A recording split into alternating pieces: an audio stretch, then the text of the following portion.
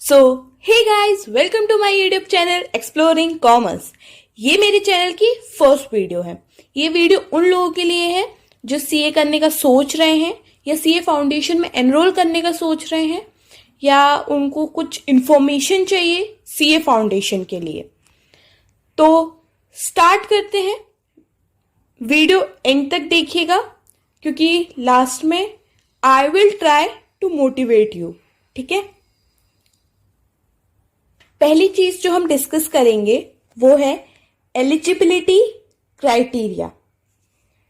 दूसरी चीज हम डिस्कस करेंगे एग्जामिनेशन के बारे में। तीसरी चीज हम रजिस्ट्रेशन फीस के बारे में डिस्कस करेंगे और चौथी चीज हम डिस्कस करेंगे सिलेबस के बारे में। कुछ एडिशनल पॉइंट्स हैं जो मैंने यहां मेंशन नहीं किए, मैं उनके बारे में बाद में आपको बता दूंगी।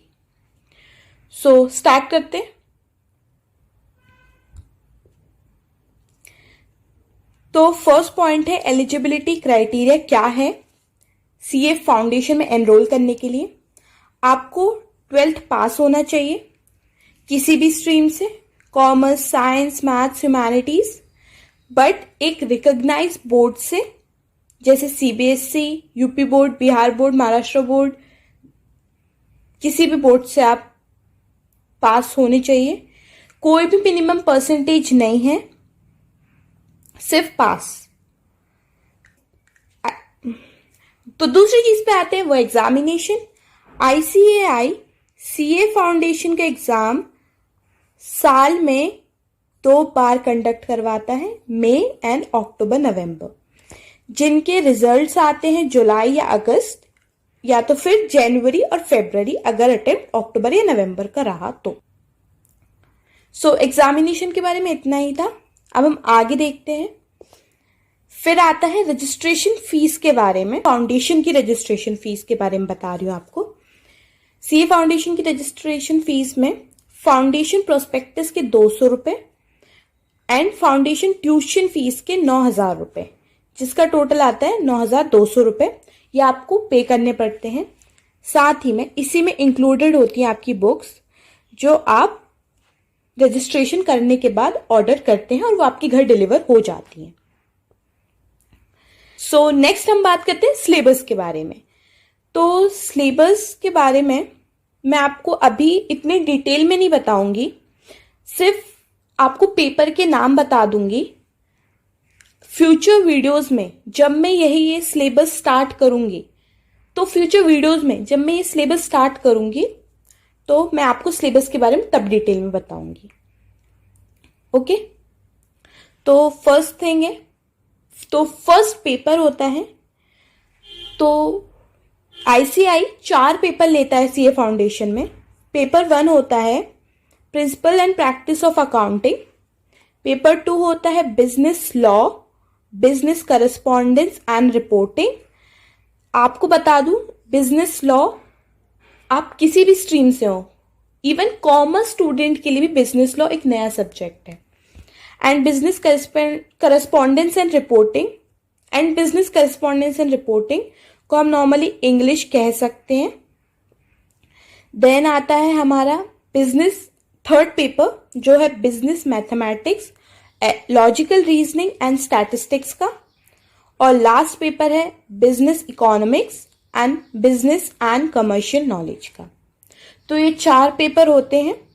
इनके बेसिस अगर आप इनमें 200 मार्क्स 400 में से स्कोर कर लेते हैं तो आप सीए फाउंडेशन पास हो जाते हैं। ओके, और हर सब्जेक्ट में आपको एटलीस्ट हर सब्जेक्ट में आपको एटलीस्ट 50 मार्क्स लाना जरूरी है। तो इसके बारे में हम बाद में डिस्कस करते हैं। आगे बढ़ते हैं। जो हमने शुरू में 4 पॉइंट देखे थे वो मैंने कवर कर दिए हैं। अब हम आगे बढ़ते हैं और कुछ एक्स्ट्रा पॉइंट देखते हैं जिनके बारे में सबके दिमाग में क्वेश्चन आते ही हैं। तो अब हम आगे बात करेंगे सैलरी और रैंक के बारे में, बिकॉज ये दोनों पॉइंट्स बहुत ज्यादा कंफ्यूजन पैदा कर देते हैं। देखिए, जो एक नॉर्मल सीए होता है उसकी सैलरी होती है 7 लाख पर एनम से 40 लाख पर एनम तक। ओके, तो वो डिपेंड करता है आप में कितनी कैपेबिलिटी है और आपकी स्किल्स कितनी ज़्यादा शार्प है। इसलिए आपकी स्किल्स को शार्प करने के लिए ही सीए का एग्ज़ाम इतना डिफ़िकल्ट माना गया है। और फाउंडेशन उसका बेसिक्स है। अगर आप फाउंडेशन में अपना बेस्ट दे देते हैं तो फिर आपको फ्यूचर में इतनी प्रॉब्लम नहीं होगी। I think so. Okay, then हम रैंक के बारे में बात करते हैं। क्या जिनकी रैंक बहुत अच्छी आती है, जैसे जैसे AIR-1 आती है या फिर अच्छी रैंक आती है, क्या उन्हीं को प्लेसमेंट मिलता है, उन्हीं को जॉब सिक्योरिटी मिलती है? ऐसा कुछ भी नहीं है। It just depend on your skills. अगर आपकी स्किल्स बहुत अच्छी हैं तो फिर आप AIR-1 से भी अच्छा पैकेज ले सकते हो या कहे तो कमा सकते हो। और अगर आप सीए के वर्ल्ड में घुसना चाह रहे हो and if you thinking of coming into the CS world, तो प्लीज़ एक बात ध्यान रखना, ये जर्नी डिफ़िकल्ट नहीं कहूँगी मैं, बट बहुत कंसिस्टेंसी मांगती है और आपको हमेशा कंसिस्टेंट रहना पड़ेगा। ऐसा नहीं बोल रही हूँ कि आपको 16-16, 17-17, 18-18 घंटे पढ़ना है, नहीं, बिल्कुल भी ऐसा बिल्कुल नहीं होता है, ये सिर्फ मिथ है। आपको जब भी पढ़ना है मन लगा के पढ़ना है, अपना 100% दे के पढ़ना है।